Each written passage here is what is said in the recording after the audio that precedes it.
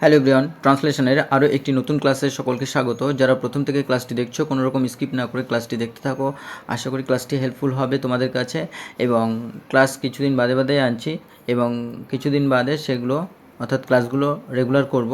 তো চলো কোনো রকম স্কিপ ছাড়াই ক্লাসটি দেখতে থাকো, কারণ যত স্কিপ করবে তত কিন্তু ইনফরমেশন মিস হতে থাকবে। তো চলো দেরি না করে আমরা ক্লাসটি শুরু করি। প্রথমেই দেখব যে কম্পু যে মানুষের এক আশ্চর্য সৃষ্টি, তাতে কোনো সন্দেহ নেই। তো এটা আমরা দেখতে পাচ্ছি যে একটা স্টেটমেন্ট অর্থাৎ সাধারণ কথাবার্তা, এবং সেই কারণে আমরা এটাকে সিম্পল প্রেজেন্ট টেন্সে লিখব।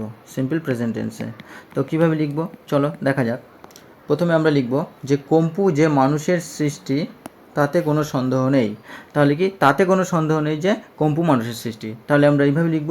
তো there is no doubt that, যেহেতু এখানে কোনো ব্যক্তিগতভাবে বোঝানো হচ্ছে না, এর জন্য আমরা দেয়ার ইজ দিয়ে শুরু করলাম। তো এই দেয়ারকে আমরা কি বলি? ইন্ট্রোডাক্টরি দেয়ার, অর্থাৎ অব্যক্তিগত। কি? Introductory there. ইটের ক্ষেত্রেও আমরা ইন্ট্রোডাক্টরি ইট বলে থাকি। তো দেয়ার ইজ নো ডাউট, কোনো সন্দেহ নেই, দ্যাট যে কম্পু ইজ অ্যান অ্যামেজিং অ্যাচিভমেন্ট, অর্থাৎ কম্পু হলো কি এক আশ্চর্য অবদান বা সৃষ্টি অফ ম্যান, অর্থাৎ মানুষের। তো এখানে আমরা অ্যামেজিং বা আমরা এটাকে বলতে পারি কি আশ্চর্যজনক, বা আমরা এটাকে বলতে পারি ওয়ান্ডারফুল অর্থাৎ আশ্চর্যজনক, বা এটাকে আমরা কি বলতে পারি? সারপ্রাইজিং অর্থাৎ বিস্ময়কর, বা এটাকে আমরা বলতে পারি মার্ভেলাস। কি? মার্ভেলাস। তাহলে এইভাবে বলতে পারি যে কম্পু ইজ এ ওয়ান্ডারফুল অ্যাচিভমেন্ট, বা সারপ্রাইজিং বা মার্ভেলাস অ্যাচিভমেন্ট, আমরা এইভাবে বলতে পারি। বা এটাকে আমরা এখানে ডাউট শব্দটাকে দেখব যে ডাউট হচ্ছে সন্দেহ, বা আমরা এটাকে সাসপিশিয়ানও বলতে পারি, সাসপিশিয়ান। তো ডাউটের সিনোনিম আমরা জানলাম সাসপিশিয়ান, বা আমরা এটাকে কি হেজিটেশনও বলতে পারি, হেজিটেশন, বা কোনোরকম ইতস্তত বোধ ছাড়াই বা কোনোরকম সন্দেহ ছাড়াই। সুতরাং এইভাবে কিন্তু আমরা আরও এক্সট্রা ওয়ার্ড জেনে নেব। আর অ্যাচিভমেন্ট হচ্ছে কি এখানে সফলতা, বা অ্যাচিভমেন্ট হচ্ছে অবদানও এখানে বলা হয়, বা এটাকে আমরা কন্ট্রিবিউশনও বলতে পারি। কি? কন্ট্রিবিউশন অবদান, বা এটাকে আমরা সৃষ্টিও বলতে পারি। কি? ক্রিয়েশন অর্থাৎ সৃষ্টি। কিসের সৃষ্টি? মানুষের সৃষ্টি। সুতরাং এই যে এক্সট্রা ওয়ার্ড তোমরা এগুলো লিখে নেবে। এই সমস্ত ওয়ার্ডগুলি কিন্তু ভেরি ভেরি ইম্পর্টেন্ট, কারণ এই সমস্ত ওয়ার্ডগুলি কিন্তু ভোকাব ইনক্রিজ করবে। তো চলো আমরা পরের বাক্যটি লক্ষ্য করি। পরের বাক্যটি আছে কি কিন্তু এও সত্যি যে জটিল যন্ত্র তৈরির ব্যাপারে এখনও প্রকৃতির ধারের কাছেও মানুষ পৌঁছাতে পারেনি। তো এটাকে আমরা কি নেগেটিভ সেন্টেন্স দেখতে পাচ্ছি, নেগেটিভ সেন্টেন্স। তো নেগেটিভ সেন্টেন্স, এবং এখানে পারা অর্থ বোঝাচ্ছে, অর্থাৎ ক্যান বা সক্ষমতাকে বোঝাচ্ছে, পারেনি। তো চলো দেখা যাক বাক্যটিকে কীভাবে লেখা যায়। তো বাক্যটিকে আমরা এভাবে লিখব যে তো এও সত্যি যে জটিল যন্ত্র তৈরির ব্যাপারে এখনও প্রকৃতির ধারে কাছেও মানুষ পৌঁছাতে পারেনি মানুষ। তাহলে কি? But it is also a fact, এটাও একটা কারণ বা এটাও একটা সত্য যে in the matter of building, তাহলে in the matter of building অর্থাৎ তৈরির ক্ষেত্রে। তো বিল্ড মানে এখানে কি? তৈরির ক্ষেত্রে। বিল্ডিং মানে এখানে কিন্তু বড় বড় বিল্ডিং বা অট্টালিকা নয়।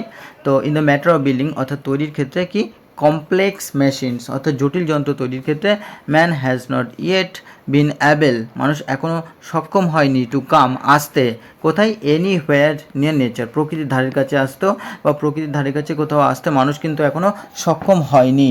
তো এটাও ফ্যাক্ট, বা এটাও আমরা কি বলতে পারি? ইট ইজ ট্রুথ, কি এটাও সত্য, বা আমরা বলতে পারি ইট ইজ রিয়ালিটিও বলতে পারি। কি? রিয়ালিটি, এটাও সত্য, বা এটাও একটা কারণ যে মানুষ এখনও পর্যন্ত প্রকৃতির ধারে কাছে আসতে পারেনি।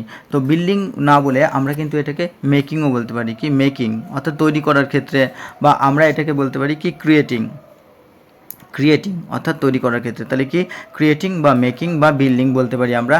আর কমপ্লেক্স হচ্ছে জটিল, বা সেটাকে আমরা কি বলতে পারি?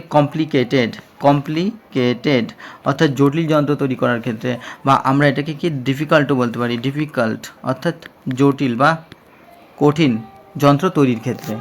তো চলো আমরা পরের বাক্যটি লক্ষ্য করি। পরের বাক্যটি আছে আমাদের তৈরি যান্ত্রিক মস্তিষ্কের ভেতরে পোড়া আছে 10 কোটি সার্কিট, যাদের সাহায্যে যন্ত্র কাজ করে। তো আমরা এটা কীভাবে লিখব, এটা আমরা সিম্পল প্রেজেন্ট টেন্সে লিখব, কারণ এটা কি ন্যাচারাল টক্স বা একটা সাধারণ কথাবার্তা হচ্ছে, এই কারণেই। তো এটাকে আমরা এইভাবে লিখব যে দেয়ার আর ইনসার্টেড, অর্থাৎ রয়েছে ইনসার্টেড বা সেখানে সংযুক্ত রয়েছে কি অ্যাবাউট 100 মিলিয়ন সার্কিটস, কি 10 কোটি, 100 মিলিয়ন অর্থাৎ 10 কোটি, বা এটাকে আমরা কি 10 ক্রোডসও লিখতে পারি, কি 10,000 ক্রোডস, 10,000 পড়া আছে কি 10 কোটি, সরি 1000 হবে না, কি 10 কোটি অর্থাৎ 10 ক্রোডস, 10 crores, তাহলে কি there are inserted about 10 crores circuits in the mechanical brain, ওই যান্ত্রিক মস্তিষ্কের ভেতরে। তাহলে সেখানে যান্ত্রিক মস্তিষ্কের ভেতরে প্রায় 10 কোটি কি রয়েছে, সার্কিট আছে,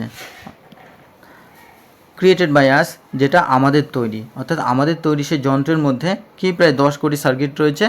the machine works with their help, যাদের সাহায্যে যন্ত্র কাজ করে। তাহলে কি the machine works with their help, অর্থাৎ ওই সার্কিটের সাহায্যে যন্ত্র যাদের সাহায্যে বা ওই সার্কিটের সাহায্যে কাজ করে থাকে। তো এখানে ইনসার্টেড মানে কি সেখানে সংযুক্ত করা আছে, বা আমরা এটাকে বলতে পারি কি ইমপ্লান্টেড, অর্থাৎ ওর ভিতরে পড়া আছে, বা আমরা এটাকে পুটিনও বলতে পারি, রাখা আছে, বা এটাকে আমরা এন্টার্ডও বলতে পারি, অর্থাৎ তার ভিতরে প্রবিষ্ট আছে। তো এইভাবে কিন্তু আমরা আরও এক্সট্রা কিছু ওয়ার্ড জানলাম, এবং এখানে আমরা ফাংশনস দেখব কি ক্রিয়েটেড, বা এটাকে আমরা কিন্তু মেডও বলতে পারি, মেড বাই আস। আর ফাংশনস বা আমরা এটাকে ওয়ার্কসও বলতে পারি, দ্য মেশিন ওয়ার্কস বা দ্য মেশিন ফাংশনস, অর্থাৎ কাজ করে। তো এইভাবে কিন্তু আমরা লিখতে পারি। তো চলো পরের বাক্যটি লক্ষ্য করি। পরের বাক্যটি আছে কি মানুষের মস্তিষ্কের আয়তন হলো কম্পুর 1/5। তো এটাকে আমরা সিম্পল প্রেজেন্ট টেন্সে লিখব। কীভাবে লিখব, তাহলে মানুষের মস্তিষ্কের আয়তন হলো কম্পুর 5/1। তাহলে লিখব যে মানুষের মস্তিষ্কের size, the size of a human brain, অর্থাৎ একটা মানব মস্তিষ্কের size is the 1/5 of that of কম্পু, অর্থাৎ কম্পুর যে সাইজ সে কম্পুর সাইজের কি 1/5 বা 5/1। তো এটা আমরা এইভাবে লিখলাম, মানব মস্তিষ্ক হচ্ছে human brain, the size of the human brain এখানে হচ্ছে সাবজেক্ট, আর ইজ এখানে এটাকে the size of the human ব্রেনকে এখানে সিঙ্গুলার সাবজেক্ট হিসেবে কিন্তু ব্যবহার করা হয়েছে। তো চলো আমরা পরের বাক্যটি লক্ষ্য করি। আর 1/5 হচ্ছে এখানে 5/1 বোঝাচ্ছে। পরের বাক্যটি আমরা দেখব, এই মস্তিষ্ক যার সাহায্যে অবিরাম কাজ করে যাচ্ছে তার নাম নিউরন। বাক্যটিকে আমরা কীভাবে লিখব, এই বাক্যটিকে আমরা ঠিক এইভাবে লিখতে পারি যে এই মস্তিষ্ক, অর্থাৎ the thing with the help of which this brain, অর্থাৎ এই মস্তিষ্ক যার সাহায্যে অবিরাম কাজ করে যাচ্ছে। তাহলে যার সাহায্যে বলতে যে বস্তুটার সাহায্যে, তাহলে কি the thing with the help of which, অর্থাৎ যার সাহায্যে বা যে বস্তুর সাহায্যে দিস ব্রেন ফাংশনস, অর্থাৎ এই ব্রেন বা এই মস্তিষ্ক কাজ করছে সিজলেসলি, অবিরাম বা অনবরত, ইজ কল্ড নিউরনস, এবং সেটাকেই বা সেগুলিকে কি নিউরনস বলা হচ্ছে। তো ফাংশনস বা আমরা এটাকে অ্যাক্টস বলতে পারি, কাজ করে যাচ্ছে, বা এটাকে আমরা ওয়ার্কসও বলতে পারি, কাজ করে যাচ্ছে। আর অবিরাম বা অনবরত যেটাকে আমরা সিজলেসলি বলছি, বা যেটাকে আমরা কন্টিনিউয়াসলিও বলতে পারি, কি কন্টিনিউয়াসলি, বা আমরা যেটাকে ইনসেশন্টলিও বলতে পারি, অর্থাৎ অনবরত কাজ করে যাওয়া, বা যেটাকে আমরা কি রেস্টলেসলিও বলতে পারি, সুতরাং এইভাবে কিন্তু আমরা লিখতে পারবো। তো চলো আমরা পরের বাক্যটি লক্ষ্য করি। পরের বাক্যটি আছে, এই নিউরনের সংখ্যা হলো 10,000 কোটি। তাহলে এটা আমরা কিভাবে লিখব, তো এই বাক্যটিকে আমরা ঠিক এইভাবে লিখতে পারবো, the number of this neurons, অর্থাৎ সংখ্যা, এই নিউরনের সংখ্যা ইজ 10,000 crores, অর্থাৎ 10,000 কোটি। এই নিউরনের সংখ্যা হলো, the number of this neurons, এখানে সাবজেক্ট কাজ করছে, অর্থাৎ সিঙ্গুলার সাবজেক্ট, ইজ 10,000 crore, অর্থাৎ 10,000 কোটি। তো চলো আমরা পরের বাক্যটি লক্ষ্য করি। পরের বাক্যটি আছে কি এর থেকে বোঝা যাবে মস্তিষ্কের কারিগরিটা কি ভয়ঙ্কর জটিল। তাহলে কি এটা আমরা কিভাবে লিখব, তো এর থেকে বোঝা যাবে, from this one can realise, অর্থাৎ কোনো একজন বুঝতে পারবে, হাউ কমপ্লিকেটেড, কতটা জটিল, the technology of the brain is, অর্থাৎ এই ব্রেন বা মস্তিষ্কের কার্যকারিতা বা কারিগরিটা কতটা ভয়ঙ্কর বা কতটা জটিল সেটা বুঝতে পারবে। তো রিয়ালাইজ হচ্ছে বুঝতে পারা, যেটাকে আমরা বলতে পারি কি আন্ডারস্ট্যান্ড। আন্ডারস্ট্যান্ড বুঝতে পারবে, বা যেটাকে আমরা বলতে পারি লার্ন বুঝতে পারা, বা যেটাকে আমরা ফিলও বলতে পারি অর্থাৎ অনুভব করতে পারবে, বা যেটাকে আমরা ডিসিশনও বলতে পারি অর্থাৎ অনুধাবন করা বা বুঝতে পারা। আর এখানে কমপ্লিকেটেড বলতে যেটাকে জটিল বোঝানো হচ্ছে সেটাকে আমরা কমপ্লেক্সও বলতে পারি, কি কমপ্লেক্স, বা আমরা যেটাকে ডিফিকাল্টও বলতে পারি, ডিফিকাল্ট। তো বন্ধুরা এই ছিল আজকের গুরুত্বপূর্ণ একটি ট্রান্সলেশন। আশা করি ক্লাসটি তোমাদের ভালো লেগেছে। যারা চ্যানেলটিতে প্রথম তারা অবশ্যই সাবস্ক্রাইব করে পাশে থাকা বেল আইকনটি প্রেস করে রেখো, এবং যারা প্রতিনিয়ত ক্লাস দেখো তাদের অসংখ্য ধন্যবাদ। তো চলো দেখা হচ্ছে পরবর্তী ক্লাসে, আজ এই পর্যন্ত।